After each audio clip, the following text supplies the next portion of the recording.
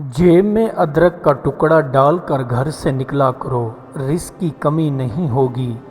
चावल के दाने जेब में डालकर घर से निकलो, कभी धोखा नहीं मिलेगा। चने चबाते हुए घर से निकला करो, रास्ते में दिल का अटैक नहीं हो पाएगा। सर में नारियल का तेल डालकर सोया करो, गिरते हुए बाल रुक जाएंगे। शक्करकंडी खाकर सोने से ज़िंदगी भर पेट की चर्बी बढ़ती नहीं है।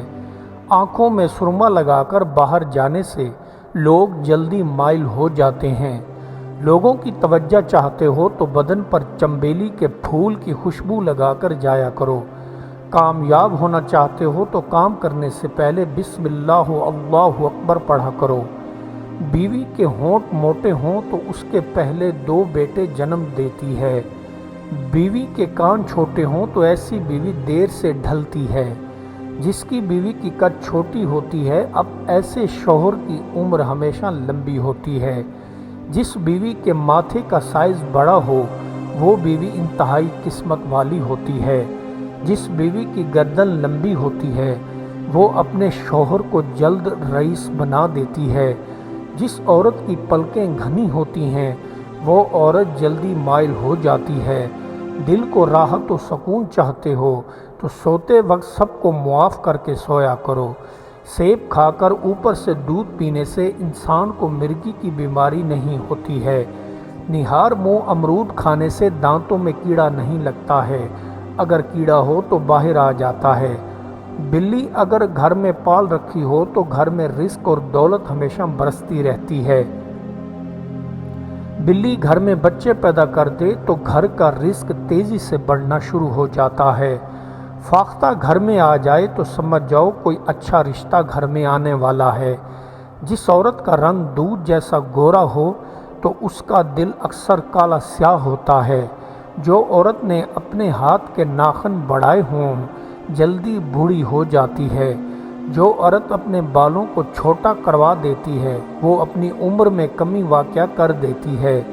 धूप में बैठकर माल्टा खाने से चेहरे की जिल्द तरोताज़ा और शादाब रहती है। कद नहीं बढ़ रही तो गन्ने का जूस पीकर बांस के साथ लटक जाया करो। जिस बंदे ने नफसानी ख्वाहिशात को फेंक दिया वो आज़ाद हो गया और आखिरत के लिए उसके लिए बहुत बड़ा अज्र है। तसव्वुफ हुजूर कल्ब से ज़िक्र करने और सुनकर वजद में आने और इत्तबाए सुन्नत करते हुए अमल करने का नाम है। जो बंदा अल्लाह का आरिफ होता है वो लोगों के उज़्र सबसे ज़्यादा कबूल करता है, गो किसी शख्स को कोई उज़्र माकूल न हो। दिल गोया एक बर्तन की मानद है, जब हक से भर जाता है तो इंसान के अज़ा पर इसका नूर दिखाई देता है। दाएं या नफ्सी कैफियत को बदलने के हकीमाना तरीके बेकार हैं, बस किसी बुजुर्ग की नज़र ही काफ़ी होती है। सालिक सिर्फ वही है जिसमें तस्लीम और रज़ा, सब्र व शुक्र, इज्ज़ व इनकसारी और खौफ और रज़ा के औसाफ पाए जाएं। ज़िंदगी की सबसे बड़ी कामयाबी नफ्स को मग़लूब करना है और नफ्स का हिसाब करना है। नफ्स को मारो ताकि दिल ज़िंदा रहे। हजूम की सूरत में लोग दानिस्ता तौर पर हैवान बन जाते हैं क्योंकि हजूम में सर ज़्यादा और दिमाग कम होते हैं। अक्लमंद बंदे की निशानी ये है कि वो पहले अपने दिल से पूछेगा, अगर दिल इजाज़त देगा तो बात को मुंह से निकालेगा। जिस बंदे पर नेकी का गुमान किया गया गौर से देखा तो इसमें कोई पोशीदा ऐब ज़रूर पाया गया। जिनसी जज्बात का इंसानों की नाव के ऊपर के अज़ा पर आ जाना इंसान की बदतरीन तौहीन के मुतरादिफ है। अपनी कामयाबी पर मत इतराओ क्योंकि तुझे ये इत्मीनान नहीं कि कल तुझे क्या पेश आएगा और ज़माना तुझ पर गालिब हो जाएगा। जो कोई बंदा किसी पर मेहरबानी करे और आगे से उसको गाली सुननी पड़े तो उस गाली देने वाले से कमीना और कोई नहीं। तंग दस्त कर्जदार का एतबार उसके दोस्त भी नहीं करते। कायनात का असल हुस्न औरत के दम से है। مجموعہ ہر حال میں انسان کو نقصان پہنچانے کا ذریعہ ہے، خواہ انسان پوری دنیا کا مالک ہی کیوں نہ ہو بن جائے۔ لوگوں پر ظلم و ستم نہ کرنا بھی ایک قسم کی سخاوت ہے، اور لوگوں کے عیب کو دوسروں سے چھپا لینا بھی سخاوت ہے۔ جو دوست دکھ دے کر دکھی نہیں ہوتے، ان پر اللہ کی جانب سے سخت عذاب اور مصیبت آتی ہے۔ غربت تبدیلی لاتی ہے، عمل کرنے کی خواہش کو جگاتی ہے، انقلاب برپا کرتی ہے۔ یقین کامل یہ ہے کہ جب آدمی پر کوئی مصیبت آئے تو اس کا ڈٹ کر مقابلہ کرے اور اللہ پر الزام نہ دھرے۔ انسان اپنی غلط کاریاں صحیح ثابت کرنے کے لیے خیالات کا اور خیالات کو چھپانے کے لیے لفظوں کا سہارا لیتا ہے۔ امید زندگی کا لنگر ہوتا ہے، اس کا سہارا چھوڑ دینے انسانی کشتی گہرے پانی میں ڈوب کر تباہ ہو جاتی ہے۔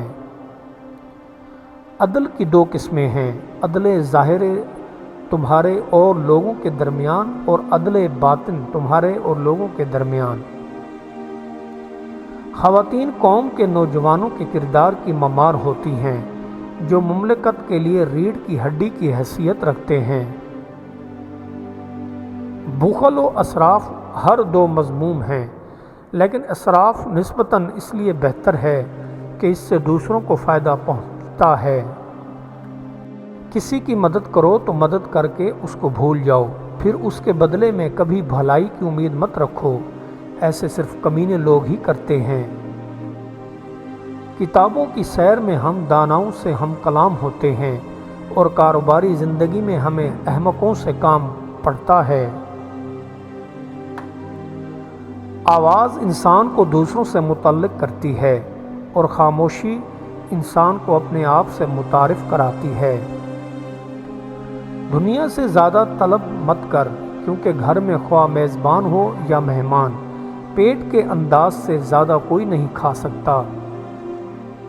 کسی سے محبت کرنے کی پہلی شرط یہ ہے کہ تم اس کی ہر برائی کو اچھا سمجھو اور اس کے سامنے جھک جاؤ۔ درخت کو اگر بڑھانا ہے اور اونچا لے جانا چاہتے ہو تو درخت کی کاٹ چھانٹ کرنا لازمی ہوتا ہے۔ کاش ہمیں اس حقیقت کا پتہ چل جائے کہ دنیا میں سچی خوشی کا سرچشمہ صرف سیرت حسن ہے۔ عقائد و نظریات پر اتنی کتابیں لکھی جا چکی ہیں کہ دنیا کا کسی ایک عقیدہ پر متفق ہونا مشکل ہے۔ قید میں رہنے کی ضد کیوں کرتے ہو جب دروازہ مکمل کھلا ہے؟